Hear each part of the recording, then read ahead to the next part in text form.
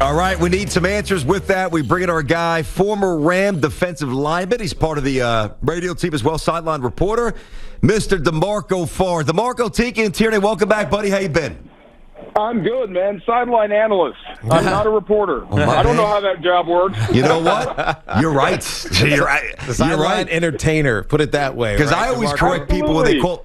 When somebody calls me a journalist, it bothers me. I'm an opinion giver. I'm not a. Now, there's some. There might be some. There's some certain journalistic principles I adhere to. Don't call me a journalist. My bad. Not a reporter. Analyst. Gotcha. Yeah, all right. I don't adhere to anything. I'm Tony Saragusa 2.0. Hey, that's not a bad thing. Not a bad thing. Hey, start with the quarterback, the big splashy offseason move. How much, in your opinion, D'Marco, of what transpired encompassing everything in Detroit was organizational failure versus Stafford's inability to elevate? Where does most of the blame lie? Well, from what I see from training camp, I've only seen him for a few practices. I have to put the onus on Detroit. I mean, this guy is a five-star athlete, has been his entire life.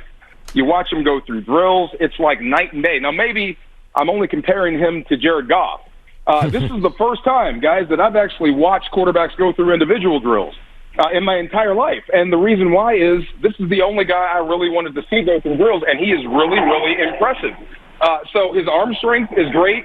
What he just talked about with Sean McVay about talking ball, he does that all over the field with everybody. So it's just night and day difference from Jared Goff going into Matthew Stafford. It's like, I hate to knock Jared, but it's like you got a professional quarterback on your roster now. So you actually have a chance to be pretty good. Yeah. Even for those mid-level teams that have great quarterbacks, the fan bases they're kind of worried, but they're not because they have that guy. That's kind of how you feel. Plus, you have Sean McVay and a pretty good defense. Hey, D'Marco, was that just because Jared Goff just didn't get it, or did he not love it? You know what I mean? We know Matt Stafford loves ball. Like he wants to talk about it all the time. That's how Tom Brady is. That's how Peyton Manning was. Right? Did Jared Goff just not understand that, or is it just his personality? Well, it's his personality. He's a California kid. I'm a California kid. I mean, he's comfortable with a football and a surfboard in his arm. So, it's just a little bit weird. It's not. It wasn't Sean McVay's guy, but it was the first pick in the draft, and he made Jared Goff better. I mean, he took this team from one of the worst scoring offenses in NFL history to one of the best inside of a year with Jared Goff. But as you go on, as defenses catch up, and they do. Especially when you're running the same personnel group over and over and over, they take that personally. So they start to catch up and they start to take away things you've been doing well, like the screen game. Gone. We're going to jump all over that. They're going to force you to push the ball down the field. Well, that's just not Jared's strength. The vertical game was just not there for the Rams. I think Robert Saleh got a job with the Jets because of what he did against the Rams. So now with Matt Stafford, even guys like you say, Cooper Kupp is a great slot receiver. In camp, he's turned vertical.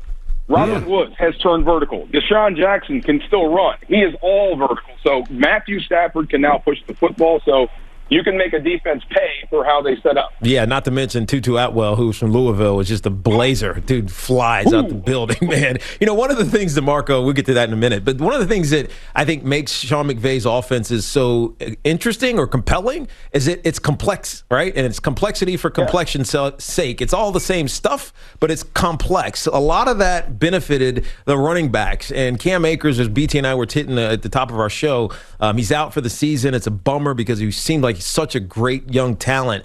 What's the running back room looking like right now? Darrell Henderson, I know, is a good player. I'm not sure he's on the same level, but are they going to miss out on some of those big play opportunities because Cam's done? Oh, absolutely. But go back to Denver after Terrell Davis got hurt, or towards the end when they just kind of plug and played with different running backs and they still had 1,000 yards. Same thing.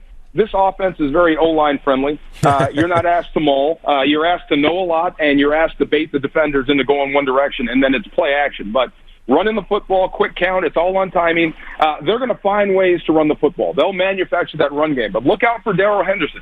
He's the guy they like. He's a speedster. He can get to the second level, and if he gets past you, you won't catch him. He's fast. So he's the guy that might have started last year if Cam Akers didn't have such a great season last year. But I really feel bad for him as a player because he was set up to roll, guys. When you watch him carry the football, It's not speed, it's not the jukes, it's how he was setting up his blocks, how he just understood it. He's a former quarterback. He just got it. So he was set for a breakout. It's a shame that he got hurt. But Darrell Henderson is a guy they trust, they like. Look out for X Jones and a guy named Jake Funk, who they just drafted this year. They're kind of splitting carries in the preseason. They're battling it out who's going to be that second running back. But Sean McVay and this offense will find ways to run the football and keep you honest. So that's D'Marco Farr, sideline analyst, the Rams broadcast team, Super Bowl champ back in the day, played for the Rams as well, D lineman. You know, Aaron Donald, I mean, how does he not belong there name-wise right next to Lawrence Taylor, Reggie White? I mean, to me, he's entered that stratosphere. How about yourself? He will. I just went and, oh, God, I hate to bring this up, Tiki. Isaac Bruce went into the Hall of Fame, so a lot of our guys came back, and I hadn't seen this guy in 10 years. Toby Wright. Yes. Does that ring a bell? Oh, of course it does. If those who don't know, the one and only time I've been knocked out, unconscious, on a football field was Toby Wright.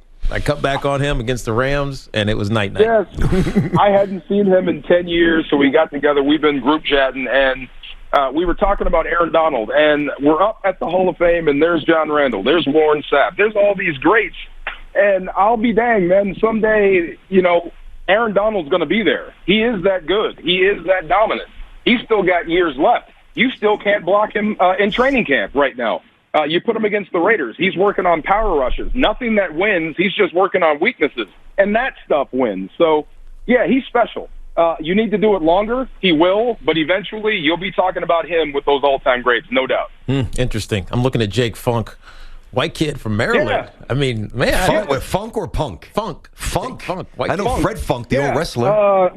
Now here it's we've been talking about him. No. So he's going to be that Swiss Army knife, kind of like Juszczyk in San Francisco, but less Funk. Boom, and then Rex Burkhead in New England. That's sort of change the pace, run the football, make you pay out of the backfield.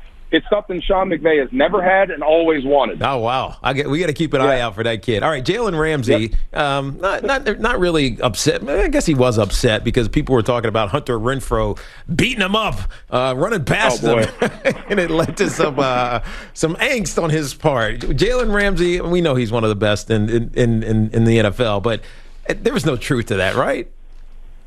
You know what? It's drills, and you know it's an inter squad practice. You're practicing against another football team, and you don't know what they're being told. You're being told to go out and get your reps and practice. Mm-hmm. You know, just make sure you get your work in. We're trying to get better.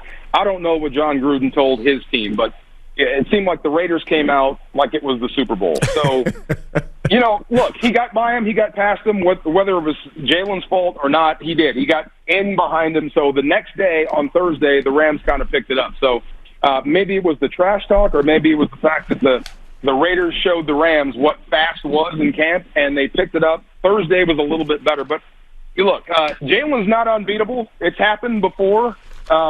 You know, if you blink against anyone in the National Football League, they're behind you. But I'll say this.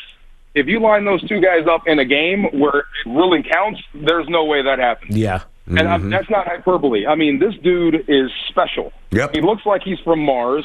He's got long arms. He's tall. He plays corner like one of the best cover corners you've ever seen. Takes everything away. Forced a no-throw in a one-on-one period in training camp. I've never seen that, where the quarterback could not throw it. Wow. And also, he will come up and fill on the run like a safety. The guy likes contact. He is special. So I would say in a game situation, you lock those two up, that won't happen. When it's live, it will not happen. Yep. DeMarco, we got to bounce, but just paint, if you can, in 20 seconds or so, a picture for our audience, the increased energy and spirit directed toward the Rams from the fans of L.A. from when the team first put roots down to now. What kind of progress have we seen?